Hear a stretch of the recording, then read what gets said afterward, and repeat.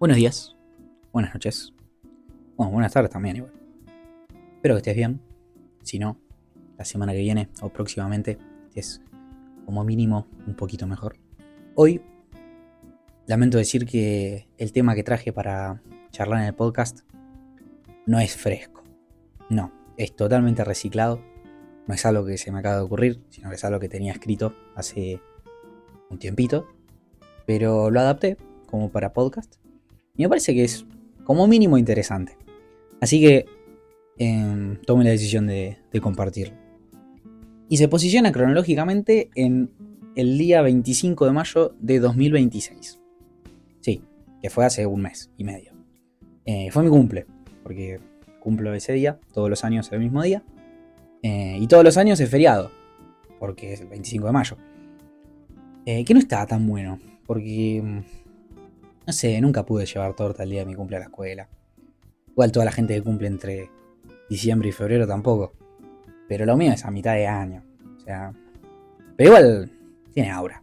Está bueno. 25 de mayo. Buena fecha. No está tan mal. Haciendo un balance. Está bueno. Entonces era mi cumpleaños. Tenía ganas de hacer algo. Y le propuse a mi familia hacer un viajecito. Porque tenía ganas de ir a conocer un lugar. Que no quedaba tan cerca. Medio caprichoso, la verdad, mi pedido. Quería ir a Vuelta de Obligado. Que queda pasando Zárate, pasando San Pedro, un poquitito más, y llegas a Vuelta de Obligado. No es tan lejos, son 2 horas y un poquito más. Pero bueno, está más cerca de Rosario que de Buenos Aires. Pero era feriado todo el día, no iba a ir nadie para esa zona. Llegamos al toque. Para volver, sí, volver fue un dolor. Y estuvo increíble, fue hermoso. Es un lugar que no es precisamente hermoso, pero pasaron muchas cosas. No sé, no, en realidad tampoco. Pasó una cosa muy grosa, que fue la batalla de Vuelta Obligado, que es un suceso histórico muy reconocido. Tiene un capítulo de Samba que está increíble. Que ahora vamos a hacer un refresh cortito de lo que sucedió. Pero tenía ganas de ir a ese lugar, a ver el lugar donde había pasado esa batalla. Que también hay un museo chiquito, pero más que nada quería ver el lugar, que es en el río Paraná. Es un punto del río Paraná que es un poco más angosto y hace una vuelta así como una S. Entonces fue una decisión logística militar. La cuestión fue así. Estamos hablando del año 1845, el 20 de noviembre. El 20 de noviembre justamente es el día que Argentina definió como efeméride del Día de la Soberanía Nacional por este suceso. Que Argentina ya, con su independencia declarada, estaba lo más chill. No, mentira, lo más chill no, estaba en plena guerra civil por la definición de un sistema de gobierno. Pero bueno, como si eso ya fuera poca cosa, aparece una noticia de que estaban viniendo las flotas anglo-francesas, o sea, de Inglaterra y de Francia, que querían pasar por todo el río Paraná comercializando como si nada, como si no existiese ningún tipo de soberanía nacional ya, como si tuvieran el derecho de atravesar cualquier río del mundo. Tenían una lógica de que los ríos al interior de los países tenían que ser como patrimonio global, una cuestión así, cuando en realidad son parte de la soberanía del pueblo que están dentro de su territorio. Entonces, era una violación a la soberanía nacional argentina. Y se complejiza la cuestión, porque Argentina era un país en plena consolidación de soberanía. Y del otro lado tenías a las dos mayores potencias mundiales, que eran Inglaterra y Francia, plenamente reconocidas por su poderío naval. Entonces, era bastante desalentador el panorama. Era básicamente un España-Cabo Verde. Pero aparece un tipo, se llama Mansilla, que era el cuñado de Rosas, que Rosas era el gobernador de Buenos Aires y al mismo tiempo el encargado de las relaciones exteriores de Argentina. Y aparecen con una estrategia formidable. Definen un punto del río Paraná, que era Vuelta Obligado, donde el río hacía esta S que les contaba recién y era un poco más angosto. Y toman la decisión de cruzar 3 hileras de cadenas para frenar el avance de las flotas anglo-francesas, que tenían buques militares que estaban respaldando un montón de buques comerciales con toda la mercadería que tenían para comerciar, valga la redundancia. Y la verdad que esas cadenas eran... No sé, yo pondría mucha plata para estar en ese momento y ver la cara del comandante francés o inglés cuando vio esas cadenas. La reacción, ¿cómo debe haber sido la reacción? No me la puedo imaginar. Nosotros estamos con mi familia ahí, hay un momento que es un mirador donde ves el punto donde se cruzaron esas cadenas. Y yo me trataba de imaginar la cara. No sé cómo habrá sido, pero el chabón no habrá entendido nada. Dijo, ¿qué hacen estos latinos? No existía el término latino. Pero ¿qué están haciendo? ¿Cómo van a cruzar unas cadenas? Para mí se rió, para mí se habrá matado de risa. Verdaderamente. Se dejó de matar de risa un poco cuando le empezaron a caer todos los cañonazos. Porque la estrategia no terminaba en poner estas cadenas. Era que mientras las cortaban, porque sabían que en algún momento las iban a cortar, era matarlos a cañonazos. Y esto me puso a pensar. Porque después de ver ese mirador, fuimos con mi familia a una sala que está dentro del museo. El museo es como un recorrido completo, es como un parque. Y hay una sala donde podés ver restos de las cadenas originales. Y es hermoso. Pero veía esas cadenas y pensaba en todos los conceptos que me venían a la cabeza, todas las ideas, los recuerdos. Y tiene una connotación muy negativa la cadena en mi mente. Como que siempre pensaba en, no sé, los mensajes que se daban que se dan en la iglesia sobre cadenas, como lo que te ata, lo que te esclaviza, lo que te tiene encarcelado. Porque es la idea original. Pero en esta historia, no. Son cadenas donde se usaron para resistir, como para aguantar esa libertad que ya habían conseguido, esa libertad que ya habían experimentado y no querían perder. Eran cadenas de libertad, donde las utilizaban para poder resistir. Entonces lo pensaba para mi propia vida, ¿no? Llenamos nuestro corazón con esas cadenas de resistencia, por así decir. O esa resistencia, ¿no? Las cadenas son un símbolo. Porque sabemos que una vez que experimentamos la libertad que Cristo nos dio, ya no queremos volver atrás. Entonces, nuestro pasado ya no puede volver a pisar el mismo lugar como si nada. Hay una resistencia. Una vez escuché un mensaje que decía que Cristo arruina nuestra posibilidad o nuestra capacidad de disfrutar del pecado. Porque una vez que caes, ya no es lo mismo que antes. No tenés una indiferencia frente a eso. Como que nuestro pensamiento es, estoy lastimando el corazón de Jesús. O tengo la convicción de pecado, de decir, esto me está alejando.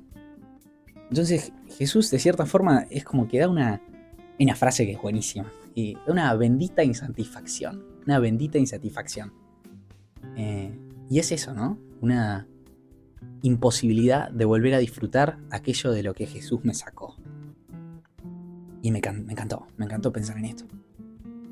Pero al mismo tiempo, continué repasando lo que pasó en esta historia, en este suceso histórico.